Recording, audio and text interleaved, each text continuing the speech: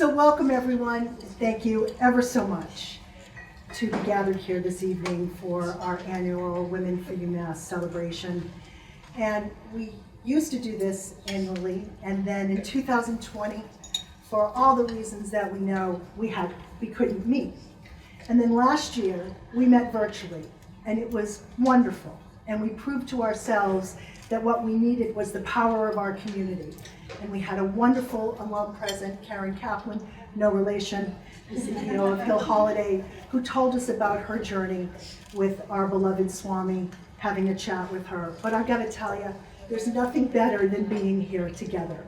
So I thank you with all of my heart for being here tonight. Really do. I know you're busy and very important thing. I want to thank the UMass Alumni Association. Without them, Women for UMass would not be able to operate. And they did all of this evening, which took weeks and weeks of design and implementation.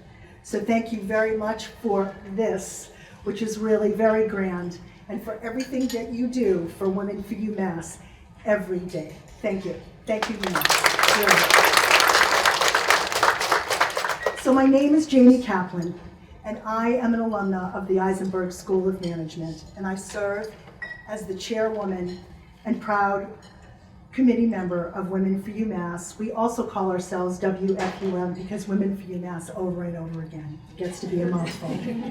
So formally and on our website, and the words are pretty dynamic, so I'm going to reiterate them to you, and then I'm going to tell you in my own words. What is Women for UMass? Well, we're a network, we're a community of women which seek to empower all UMass Amherst women, students and alums, to achieve personal, professional, and academic success through our programs, through our networking, through our events, through learning, through leadership, and the strength of the Women for UMass resources, which is the community, and yes, it happens to be the Women for UMass Fund, the dollars that are pledged by Women for UMass members. And I would like to believe that UMass women are supported and enhanced by Women for UMass, regardless of where they are in their life cycle, with their education or their career or their personal paths, lives, or journeys, because of the power of our community. You know, women have long been at the center of the university's history and success. And I am honored to be part of a program, to be part of a group that recognizes their legacy and provides the resources and support that women need as they strive to make a difference in all and part of their lives, regardless of where they are in their life journey. And if you've been to a few of my presentations, you know I love the next sentence, and it gets updated every 6 months when we go through the grants program. But since our inception 10 years ago, I am so proud to share with you that Women for UMass has funded $316,000 to grants to fund 66 projects at UMass Amherst. Isn't that amazing? It really is. Amazing and wonderful.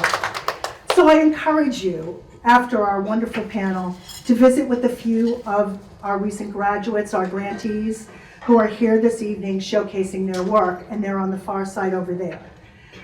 Will our grantees please rise? I'm proud to introduce you and the projects that you represent. Okay. Stay standing. I introduce to you the Women of Eisenberg Virtual Conference. I introduce to you Multiplicity, a symposium on the state of contemporary architecture. And I introduce to you Maximizing Alumni Networks for Mentoring PhD Women in STEM in Time of Pandemic. Folks, these are an incredible group of women, and they made an enormous impact across the UMass campus. And there are 4 more grantees like them that were given funds this past year, but they couldn't be with us because of school obligations.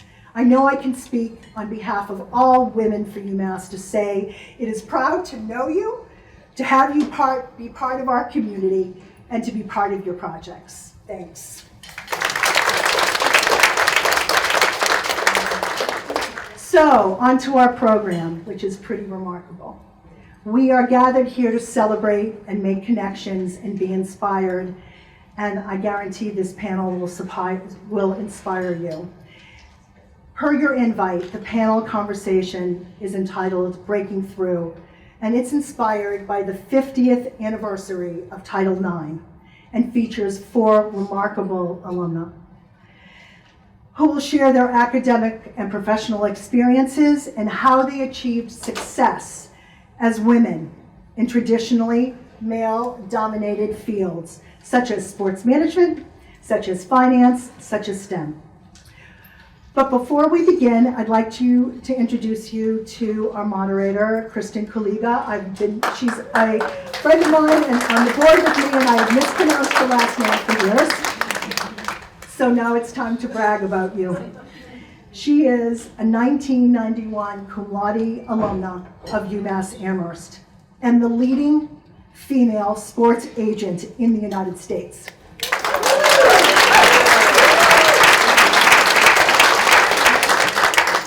Kristin has represented more than 100 NFL players over her 20-year career in the sports and entertainment industry. And she was the first woman to negotiate a starting NFL quarterback's contract. Doug Flutie's $33 million contract with the Los Angeles Chargers. Kristin is currently the EVP, Executive Vice President of Vanguard Sports Group, and has extensive experience leading marketing and endorsement efforts for many NFL, NBA, and MLB players. And I've had the distinct honor and privilege of collaborating with Kristin on and for Women for UMass for 7 years. She was the former chair. She's the reason that I was recruited and has remained an active steering committee member since this group was founded, and I thank you. So I hand the program on to you, and enjoy. Wow, I didn't even pay Janie for saying that. Thank you so much for having me, and as you can see, I'm very passionate about Women for UMass. I was introduced to the organization probably about 10 years ago. I lose track sometimes, like I do of my age as well. But I was approached by a woman that was working for the Alumni Association, and we weren't, as a UMass, Women for UMass committee, part of the Alumni Association, but they always helped us. And she said, you know, this is an opportunity for you to be able to donate into a grant program where every single dollar that you donate, you actually have a say in where it's being donated. And you can vote on where the grants are being given to the respective organization. And I said, wow, it's the first time in my career that anyone from UMass had reached out to me and said I had a say in where the dollars went. And for me, that was so important. And so that was why I joined so many years ago. And I'm so excited now with Janie taking the helm of transforming that into not just about donating and giving grants and having to write a check, but in how can we mentor other young women? How can we be there as a network and support system? And do fun things like have a cocktail and talk about boyfriends and girlfriends and what it's really like in real life. Those are things that you can't get from resumes or LinkedIn or a 5-minute conversation on the phone. And so what we're trying to do for Women for UMass is really try to expand not only giving grants, because let me tell you, grants are important. We need the money to be able to fund these amazing programs, but we also need the network. And we need people that can donate an hour of their time a month to be on a call with a woman, or come to events like this, have a cocktail or don't have a cocktail, but talk to someone and be an inspiration for someone else. So that's why I joined, that's why I'm still here all these years. I lived in California for many years and came back to the Northeast, and I've always remained a member of Women for UMass. And I'm really excited to continue to be part of that. So my background, I went to UMass. I was a class of 1991. I was economics and political science. I always thought that I was going to be a lawyer, and that's what I was going to do. I took a sports law class with a professor, Lisa Pike Master Alexis. It was her first year of teaching, and she became such a mentor to me that I decided that sports would be a potential avenue for me after I went to law school. And so UMass has some incredibly deep-rooted roots for me. I almost didn't go there. I was going to go to Boston College. And my dad sat me down and said, you have a full ride academically to UMass for your first year. And that's where you're going. Because I don't think that we can, that's it. And he said, I don't think we can afford for you to go to BC. And I have to say that when I say my prayers, when I do my meditation every day, I say thank you. Because UMass gave me such an amazing breadth of opportunity and diversity and things that I would have never gotten if I went to BC. And that drive. You know, they asked today on an interview about UMass women are what? And I said tough. And I said, when you have to walk through campus and it's windy and it's freezing, and you're living in Southwest and you have to go to the other side of campus, like, you become tough. But it's also about community, and you're in a big, huge city. And how do you meet people? How do you navigate those waters? And for me, that was an incredible opportunity to know how I had to do it when I got into the real world. So Lisa Master Alexis was an incredible mentor for me. I ended up going to law school in Boston, and my first opportunity for a job was in the sports industry in 1994. I was the only woman that was not a secretary or a receptionist. It was all men. And I was resented by the women, and I was resented by the men, or really the men didn't really know how to deal with me. And so I worked my ass off, basically, and to prove that I could do it. And I dug deep in finding confidence and incredible friends and mentors. Some of them are here today that didn't even go to UMass, thank you. And you just kind of continue on and dig deep. And so without getting into all of my background, I went on and worked at a venture capital firm. I then started my own business in sports, representing athletes, merged that a few years ago. And in addition to Doug Flutie, we just actually signed Von Miller to a contract with the Buffalo Bills. I know all of you New England people aren't too happy, but it keeps me in business, which is great. And then about 6 years ago, I had the opportunity to get my broker-dealer licenses in the financial space and helping companies raise capital and do mergers and acquisitions. And that's been a real passion for me. Ever since I was in high school, I would see these, in the 80s, I would see these strong women working on Wall Street on TV, and their suits and their sneakers, and they change into heels. And I was like, I want to do that, but I never knew anyone that did that. And so that's something that I'm proud to say that I've been able to do now, and that's sort of how my business has evolved. And nothing is a straight line; it's always sort of zigzaggy, and you just keep going. But I want to get into our amazing panel, and one of the questions that we're going to ask as I introduce everyone is, what is your biggest challenge as a female in a male-dominated industry? And what is your biggest advantage? And so I was asked to answer that first before I introduce the panel and ask that question. And so mine, I would say, is the same. My biggest challenge was not being taken seriously as a woman in sports, and that I would understand what that was like for an NFL player, that I understood how to run a West Coast offense, that I understood certain plays, etc. But more importantly for me, it was that I was underestimated I didn't understand the business of sports. And for me, that was the thing that pissed me off the most. Like, I didn't care if somebody made a comment about how I looked or whatever. It was about that I couldn't do the job because I was a woman. And for me, that was the driving force that made me who I am today.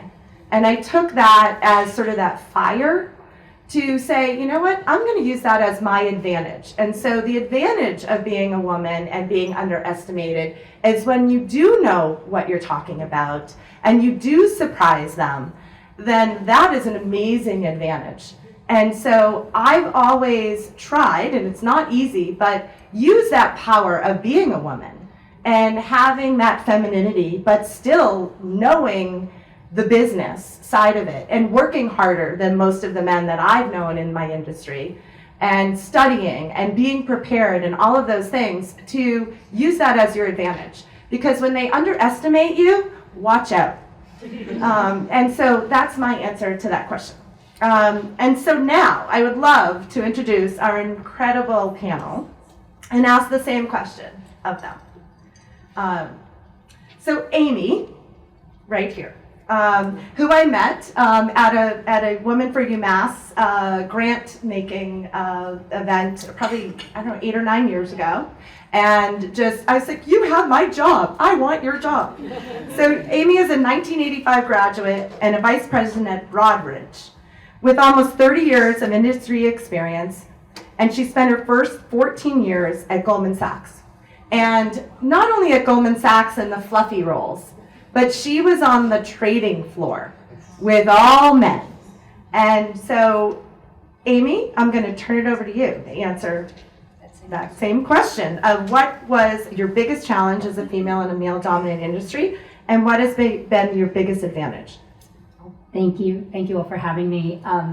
My answer is similar to yours. It is the same, the challenge and the advantage, but it was actually being me. The challenge I had is I walked onto that floor and I was the only woman other than people in administrative roles or people at the reception desk, and I became very close friends with all of them, but I really was the only young person who was a woman in my 20s. There were a couple women who were a little bit older. And so as I would be in meetings or in any kind of conversation, I was afraid to say what I was thinking. Because men and women do see, hear, think differently. Not better, not worse, but differently. But back then, you really just couldn't share that. So I'd be sitting in a room, it would be me and 20 guys, and I'd be like, but you're missing, but I couldn't say it. But once I gained the confidence and the trust of those around me, then I actually felt that my advantage was also being me. And I could say, well, we're looking at this situation, but we're missing this. Have we thought about this? And of course, they're like, you're crazy. But I did a lot of client turnaround. You have a client who's pissed, walking out the door. Well, let's listen to that client. And what do I take away from it? I'm going to take away something different. So I realized that being myself was not really easy when I started out. But once I really started to figure out the role, it was really my best advantage. Awesome. And can you give us a little bit more of your background? Yeah, sure. So I did graduate in 1985. It seems like forever ago. And I graduated in communications and marketing. I thought I would go into marketing. I couldn't afford to go into marketing. So I stumbled into a Wall Street job. Really, I know this is going to sound crazy, but I've been a bartender through college, paid my way through college. And I was bartending, and one of the customers worked at, it was then Shearson Lehman American Express. So I ended up being a sales assistant for them, and I loved the role, but I knew I wanted more, and so I ended up finding an opportunity at Goldman, which is crazy because I didn't know anybody at Goldman, and nobody ever got a job at Goldman who didn't know someone at Goldman. But somehow I scraped my way in, and I worked in an analyst role for 3 years doing budgets. But I got to meet everybody who ran every trading department, and after I did my job, I raised my hand and I said, I want to be a trader. And they said, well, what have you ever done that makes you think you can be a trader? And I was like, I was a bartender. You're scanning the room, you're keeping an eye out, you're exchanging, it's financial. Cocktails are different, but they're ingredients, you're managing the room. And he said, you're absolutely right. So I was given a 6-month trial. And if I didn't make it, I had to give up my job. And I was like, okay. They wanted to test my risk aversion. So I remember on day 6 month plus 2, I went into the head of the trading department and I was like, okay. He's like, okay, what? I'm like, well, can I stay? He's like, what are you talking about? I was like, oh, so this was just a whole test, and I really had no idea. Yeah, and then, so I worked as a NASDAQ trader for a long time, then I moved into sales trading, which was just a little more involved with people and staring at the computer screen. I eventually moved to the West Coast. Just to shorten it, I worked for B of A, then B of A became BAML, B of A Merrill Lynch. I worked there for a while, and then I went into electronic trading for Bloomberg out on the West Coast. And then I wanted to move home, back to New York, so they kindly moved me back. And then I stayed in electronic trading until I became an account manager, where I stepped away from trading. And now I work for Broadridge Financial Solutions, which is really financial services software, but my clients are still the same. Asset managers, hedge fund managers, clients I've known since Goldman days. So it's been a nice twist and quite a journey, I'll tell you. Yeah. Awesome. Thank you. Great stories. Yeah. Thanks. I'm going to skip up actually over to Samari, because she's next on my list, even though you're not sitting in the order, which is fine. So Samari is a 2018 graduate with an economics and political science background and the founder of The Female Economist. So Samari, maybe we'll switch it up and tell us a little bit about what you do first and how you got there, and then tell us about what's the biggest challenge and the biggest benefit to being a woman. Okay, awesome. So my name is Samari Ujezie.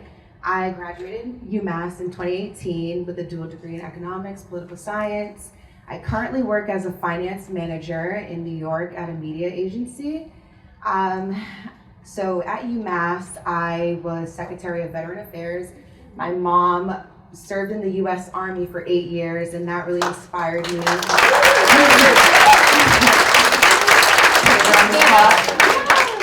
So that really inspired me to give back to the veteran community.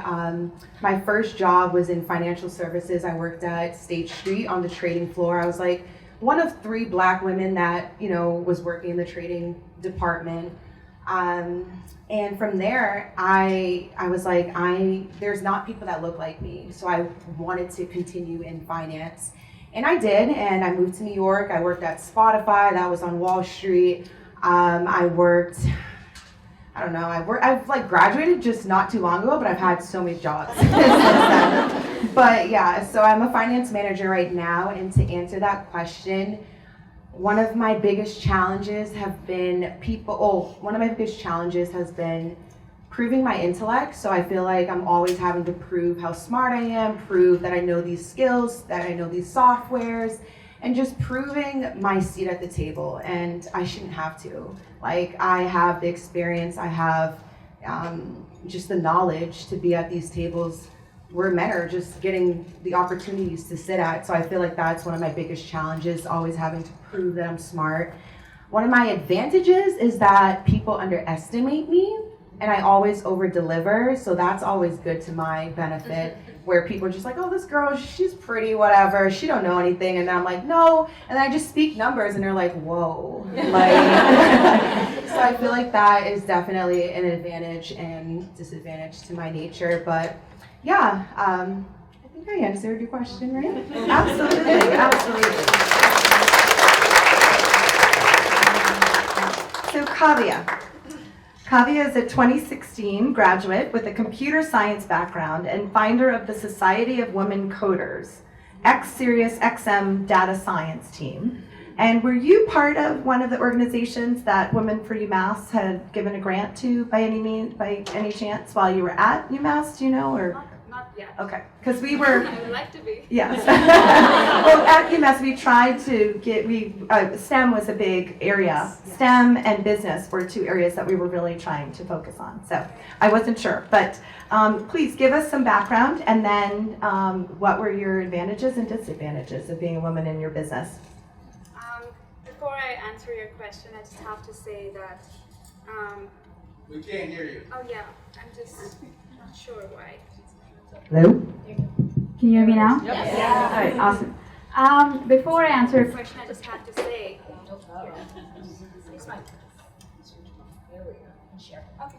skip that back.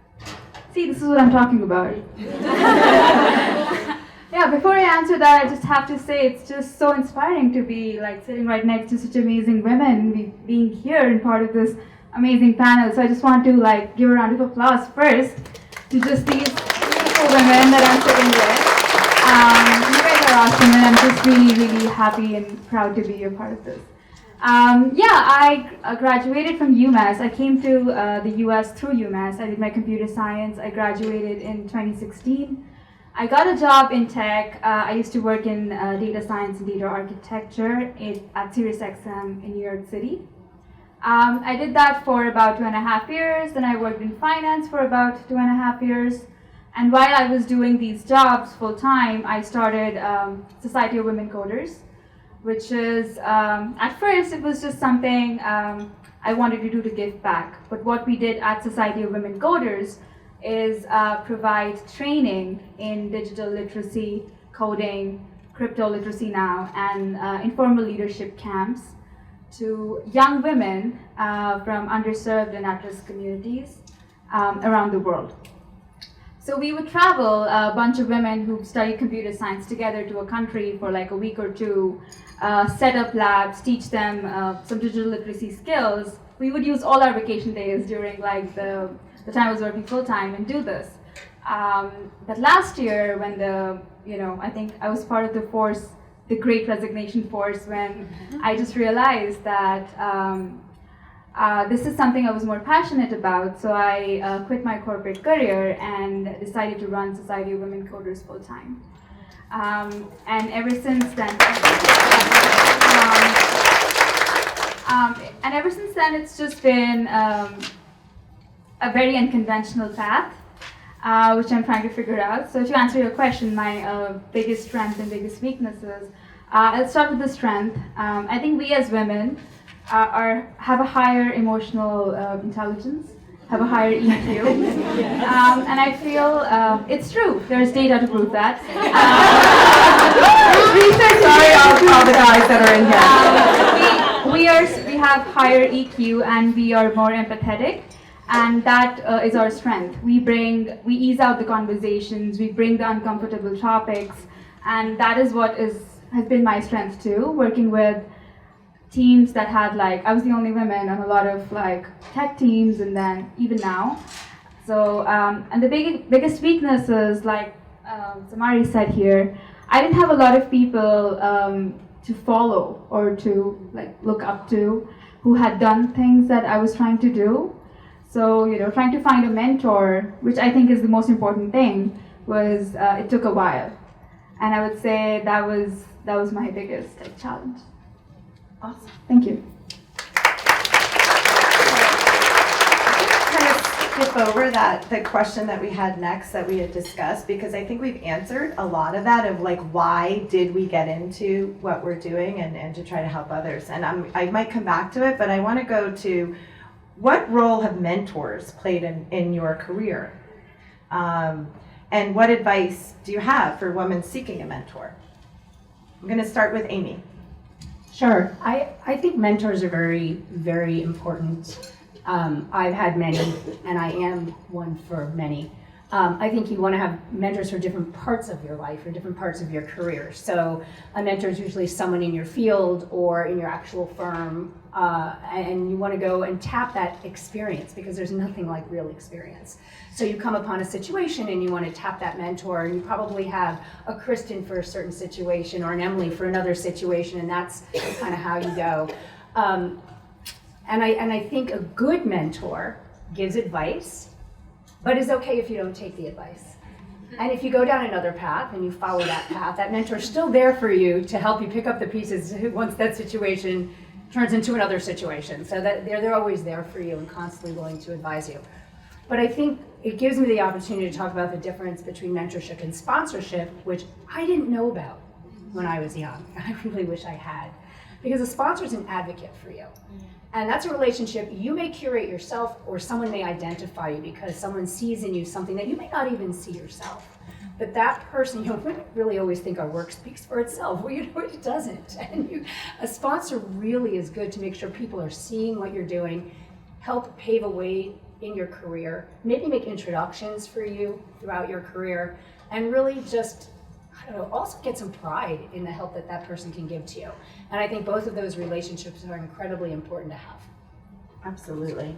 And I think that as women, just to add to that, I think for so long, for me even, it was sort of like, I don't want to look like I'm being boastful. I don't want to be that person to say, hey, will you support me? Will you put in a good word for me? Where men do it all the time. All the time. And I think the older I get, but the older I get, the more I'm like, like you said, I deserve a place at this table, and I'm going to ask that person to put in the good word for me. And so I think the more that we build our confidence level and have the mentorship of women that help us be able to do that, whether it's a man or a woman, we can ask them to put in that good word and be actually the sponsor, not necessarily just the mentor. So Samari and Kavya, do you have anything to add? Yeah, I can go. Mentors that's been the most important part of like my journey. And one of the biggest mentors I have is through UMass, Dean Laura Haas, who's running CICS. She is my biggest like mentor, and I speak to her on a regular basis. And she's been such an advocate of everything we do at Society of Women Coders. And every time I tell her something, she has the most wonderful advice to give. And like you said, there's a difference between sponsor and a mentor. She has been somebody who's like made introductions and sent me links of shared information with me, and having that access through her has been a beautiful experience. Awesome.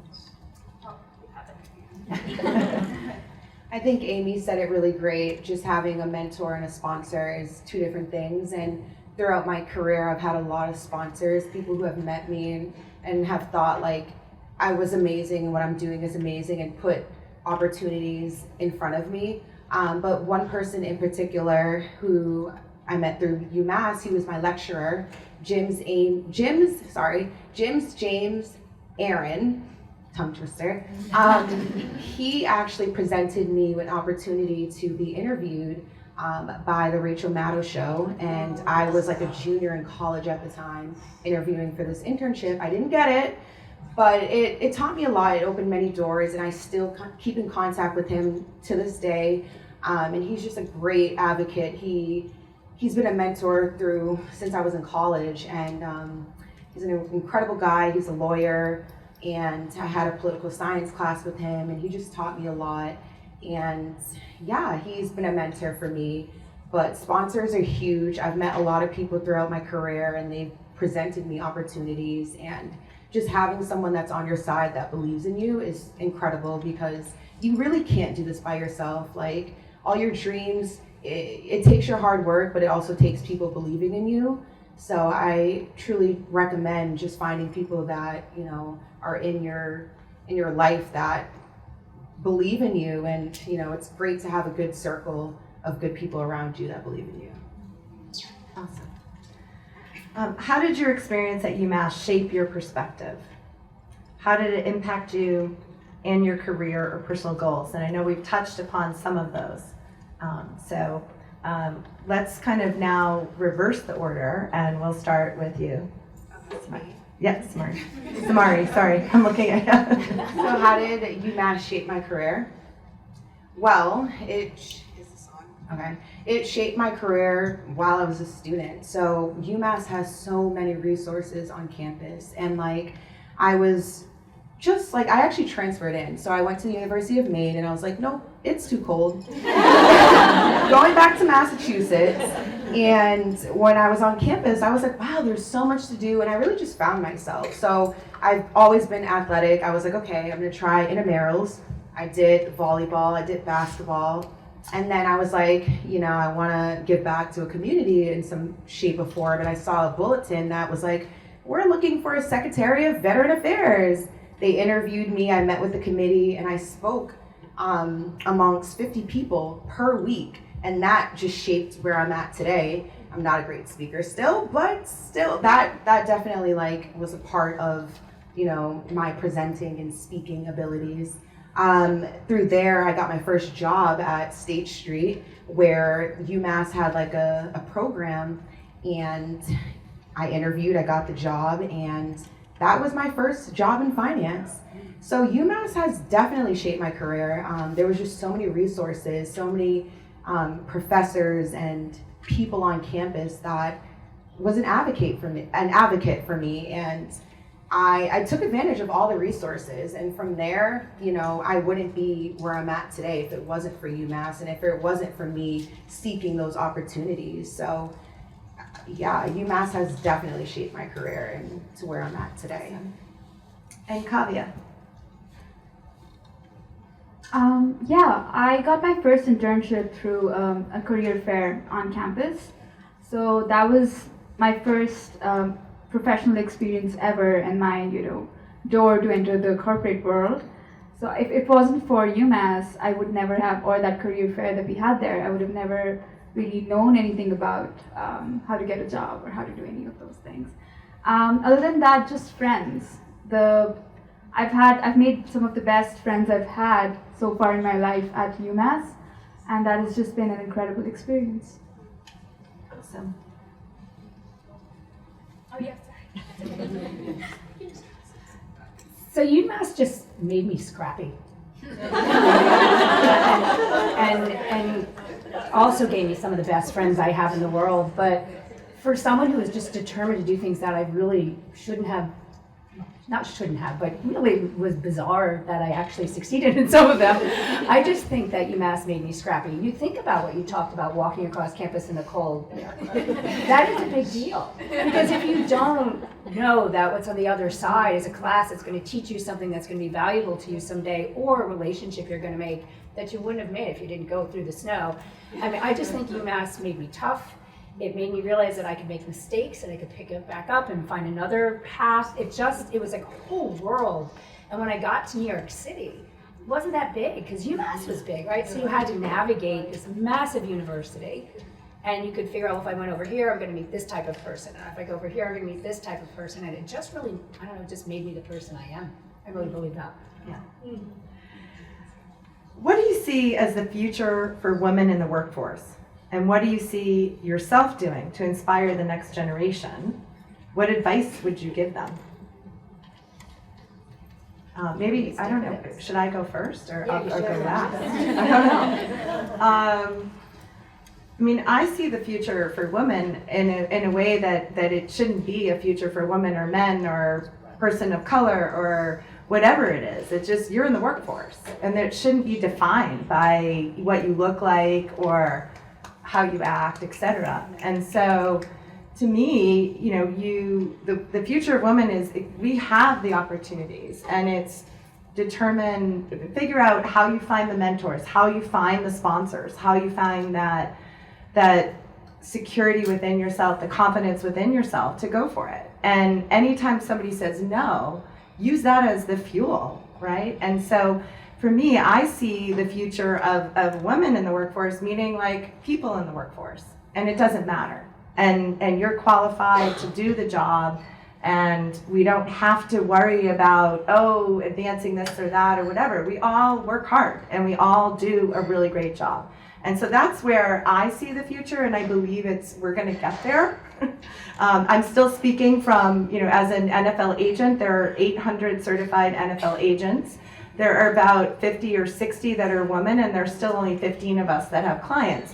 But we're getting there, and all the men that I work with, and they are all men still at the general management level, all speak very highly. They respect what we bring to the table, and it's not anymore like, oh, you're a woman in this business. It's, you're a person in this business. You have a quality client, and you know what you're talking about. You have a seat at the table. And I think that all the women that have come behind me have proven that. And they've been much more successful than I have, having first round picks and et cetera. And so that's what I see for whatever field that women want to get into. And then, how do I see myself inspiring the next generation? I think being there for women that just need to pick up a phone and talk about a relationship, right? Like half of what we talked about over there was about personal relationships, because one of the things we haven't even talked about is, women, we have different roles in society. We don't want to, say that we do, but women are right now the ones that give childbirth. I don't have kids. And it's probably because of the field that I've chosen. And so it's difficult to have a family and work in a profession where it's male dominated. And so those are the things that I hope that I can instill upon others of how do you navigate that? How do you deal with that? And those type things. And then advice, again, is just go for it. Like, go for it. If you want to do something, you have a passion for it, figure out a way, find the mentors. You have a lot more younger generation than we ever did of, you have Google, you have LinkedIn, you have a lot, alumni relations, you have a lot of opportunities to find those people that can help you through and navigate those. So that's my answer. That's a good answer. So we'll go in reverse order. So, Amy? Sure. I guess I want to start with saying, like, I'd like to see the change being that no one has to ever say what I said, I'm lucky to have this job. Now it should be they're lucky that I'm in this job. And we didn't have that. And I'd like to see that for everyone, women and everyone. So exactly what you said. And what we can do about it is just help each other, be there for each other, lift each other up. I've been involved at every firm I've ever worked at. I started a women's community at Goldman, at B of A, at Bloomberg, every firm I've ever worked for. Where they didn't have something, I said, why don't we have something? And got something together, and it could be one-on-one mentoring, it could be speed dating where you learn about each other's roles and what else you would like to do, but make sure we just always give back to one another, however we can do it, whatever you can fit. Awesome. And Kavya? Yeah. For the future, I feel there are two aspects to it. One is I'd want for women around the world to, like everybody to look at literacy as digital literacy. Like I'd want digital literacy to become a part of like our lives just as literacy is. And I want that for women more than I want that for anyone else. But just as women in workforce, I just want us to be perceived as, like you said, like anyone else, not just that we're women, so we have to be looked at a certain way or to be expected of something else of us. Just like treat us like you treat anybody else, I guess. What I'm trying to do to empower the next generation of women, that's exactly what we do at Society of Women Coders. We want more and more and more women to get digital skills, to get access to information, and also like people who are on the other end of the spectrum to understand how privilege works and how privileged we are to have access, and just how important access to information really is for the women globally. So I just want to bridge that gap and talk more and more about this and bring that information to like more people. Awesome. I hope I answered that question. Yeah, no, it was excellent. I hope to see a close in the pay gap. So I know men still get paid higher in many different occupations than women, and I really hope that the future, you know, as women, we get paid equally. And what I want to do to continue to help women in the workforce is, you know, just allow them to just remember that they have a voice at the table and that they are meant to be there. I know just growing up, I just never thought I was powerful enough, and I just want women to remember like all of what you bring to the table and just continue to be encouraged, motivated, enlightened, and feel worthy to be wherever you are and in any occupation that you're at. So that's my goal. I definitely want to see a close in the pay gap and, you know, more inclusivity in fields for race, for gender, and yeah, that's my hope. Awesome. I'm not sure where we are for time because of course I didn't bring my watch, but I'd love to open up for questions from the audience if anyone has questions that they'd like to ask. Oh, all right, great. Yes. Thank you. I'm wondering what all of your, thank you. I'll just stand then. Allie Limatainen, nice to meet you all. Thank you very much for your time today. I'm wondering how all of you managed your confidence levels as you started the beginning of your career and throughout. It's something that I still struggle with, and I think is a really big internal barrier for a lot of women to make it to the next level, to believe that they can, and as well to believe that you're deserving, like you guys have all said. So I would love to hear tips, advice, moments of clarity that you've encountered along the way. Thanks. Sure. Go ahead. Yeah. I honestly talk to myself in the mirror. So as cliche as that sounds, like I really just go in the mirror and I just tell myself affirmations and just remind myself of how great I am, as well as having a good circle of people around me, and they encourage me. They tell me how amazing of the things that I'm doing. But as well as like I continuously keep my brain going, keep learning a new skill. So that's how I kind of remain like confident. Just I know that I'm constantly learning new things and constantly just telling myself how good I am, as cliche as that sounds, but there are times where I just don't feel good and I'm just like, no, like this didn't happen, this opportunity didn't work. And then I just look in the mirror and I'm like, you know what, like God has a plan for me, and like I'm gonna achieve all of my dreams. So definitely just affirmations and a good circle. Yeah. I'll just sort of add to that, and that, it's been a lot of tears. I mean, and there are days when I'm like, I can't do this. I don't have the confidence level. How am I going to walk into that room? How am I going to do that call? Like, I'm 53 years old and I still become insecure at times. I think we all do.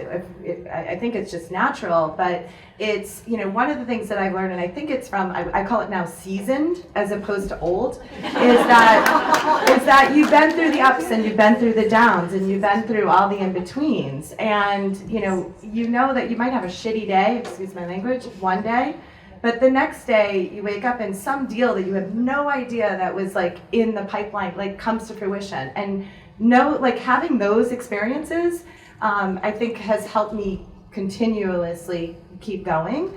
And then I think it's having those people around you when you're having that shitty day and calling them in tears, how can I keep going?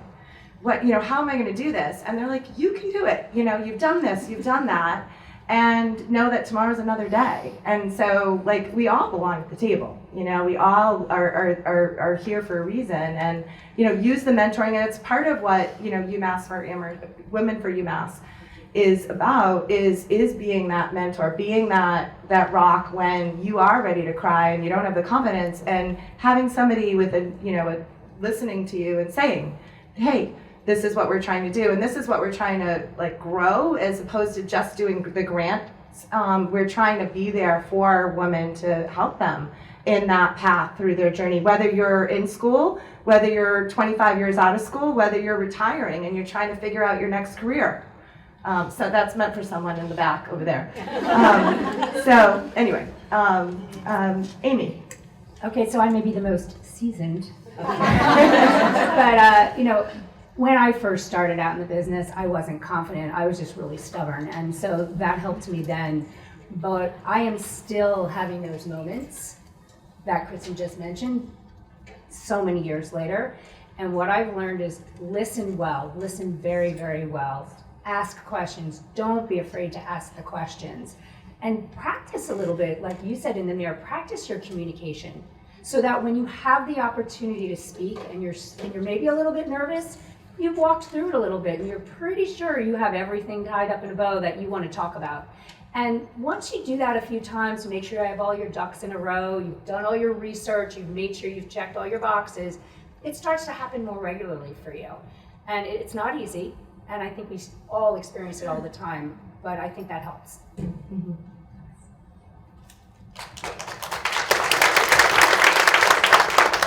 Yeah, my answer is actually very similar to yours.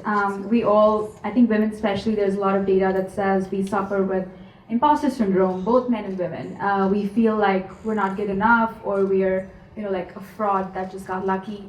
But what I constantly do is just that. Like, I feel if you've done your homework really, really well, that helps. And also, like the mirror thing, it works like a charm. If you can just, if you can convince yourself you deserve something, you can convince anybody else that you was over. I think that's also one sort of common thread. Is the other thing that I do is try to work harder. Like the next day, like I'm like, you know what, I wasn't going to reach out to that one or this one or something, and like do that extra thing, because for some reason it helps boost, at least it boosts me, my ego, and then sometimes I get a response from that, and then that leads down another positive path. So that's something that I do a lot. And I don't look at the mirror anymore because there are too many wrinkles. But I just want to add one thing. Don't beat yourself up all the time either.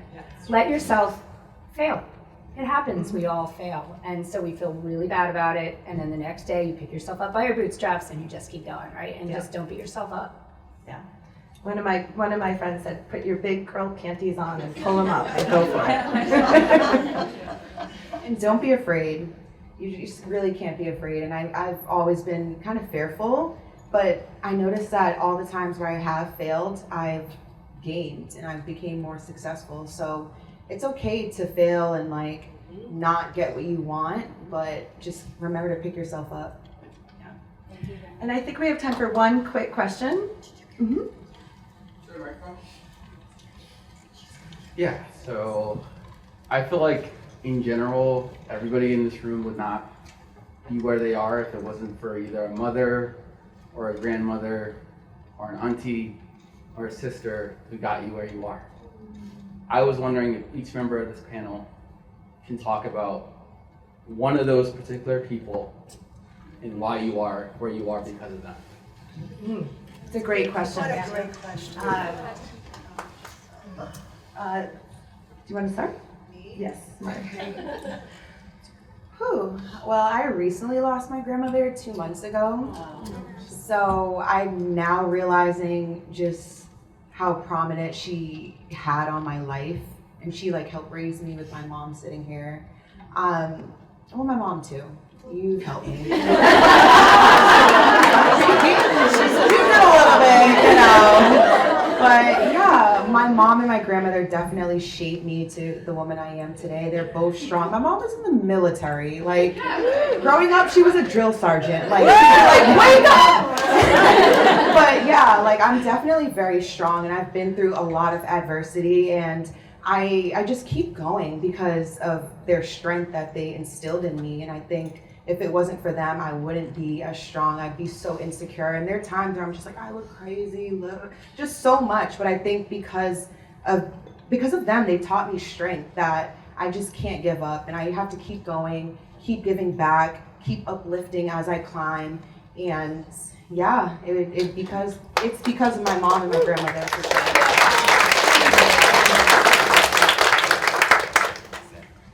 Yeah, for me too, it's my mom. I grew up she was actually while I was really young, she got a law degree because she wanted to. I grew up in India in a really patriarchal town where there were a lot of women suffering with going through dowry cases and domestic abuse and things like that. And my mom grew up in a city, and then she came and started living in this town with my dad. So she got a law degree and started doing pro bono cases for these women. Who would come to my house, and I saw all of that. I saw my mom finding that balance and like making sure we feel like she's there for us, but also giving herself like that to all these women, getting all of that on her on a regular basis. It's a lot.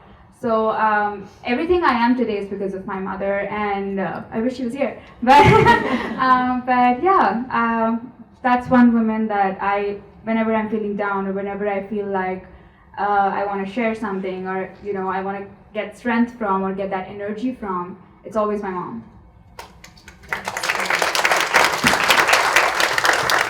I just want to thank you for asking such a thoughtful question, because I think about it a lot. I lost both my mom and my dad while I was sort of in that Goldman mode and going to business school at night, and things were chaos. And I had an aunt Joyce, and she was amazing. And I remember the days of calling her saying, should I just give up? Should I stop trying to do this job that I'm really not supposed to be doing? Should I stop trying to go to business school and learning to trade at the same time? What should I do? And she just was always there, lifting me up. If you feel like you can do it, you can do it. And I think about it all the time. So I'm so thankful that you asked that question. You're right. It's an amazing question. Thank you so much. I think for me it was a combination, and my mom didn't go to college. She's the most incredibly giving, kind person you could ever imagine. But I don't know what she would have done without my dad from an economic standpoint. And so for me, that was always a motivator that I never want to be dependent financially on a man.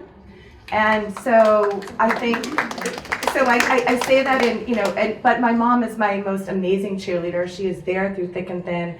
And, in a way that maybe that is why, because she was there home with us and being able to be there.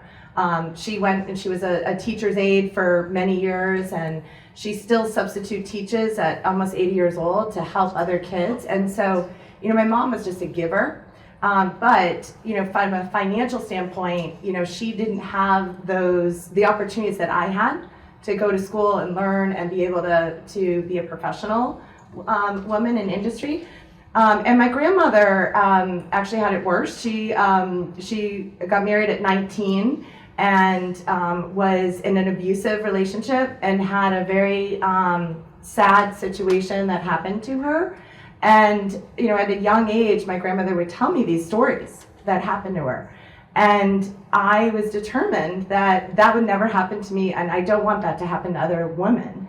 And so it was also a huge catalyst for me. But my grandmother had a wit that was so funny. She would say, dirty jokes and everything in between, and always took things with a sense of humor. So I think that I got that from my grandmother, and my mom has that too. And then my aunt, by marriage, she's married to my uncle, my mom's brother, and she was really the first professional woman that I saw. She went to law school later on in life, and I was 8 years old, and I went to her law school graduation, and I said, I want to be a lawyer because Aunt Donna is a lawyer.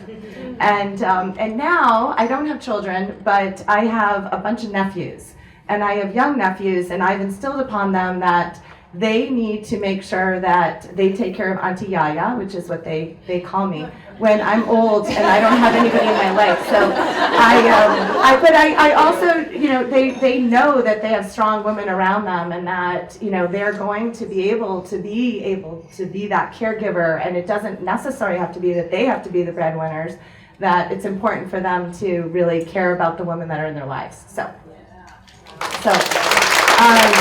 full circle, I'd love to invite Janie back up, and thank you all for coming. Appreciate your time, and hopefully we have time for a few more cocktails or coffee and networking and discussing life.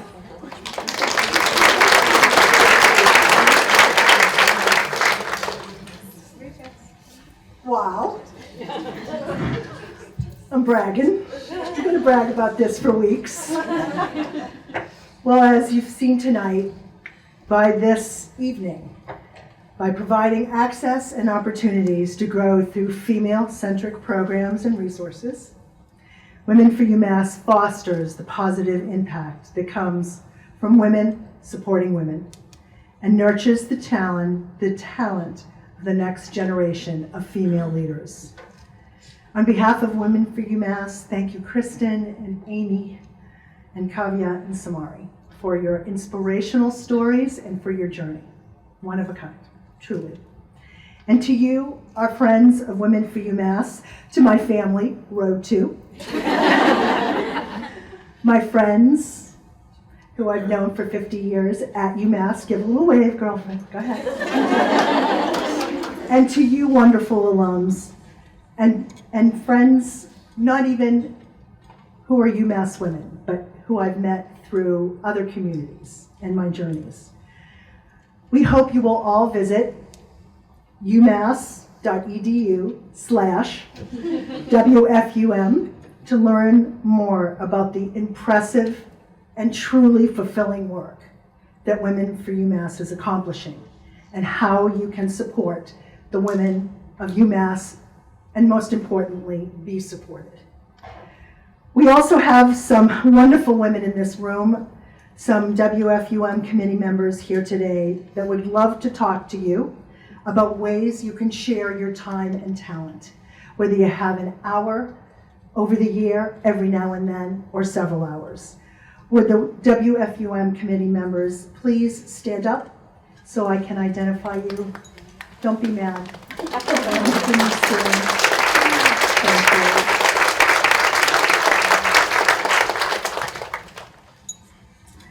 And if you are inspired to contribute to the Women for UMass Fund tonight, you will find a QR code on the table tents throughout the room. You know, all donations go to the Women for UMass Grants Program and none to operational costs, and support UMass women-centric programs like those represented this evening tonight. But more importantly than giving money, continue to be part of our wonderful community. Continue to read what we send you. And lucky you, we're going to send you lots of stuff. Yeah, it's going to be so great. Because we have some wonderful engagement opportunities for you to be part of. And as Kristin said, we encourage you to stay a while, to mingle, enjoy some drinks and desserts, and meet more incredible women around the room. Thank you.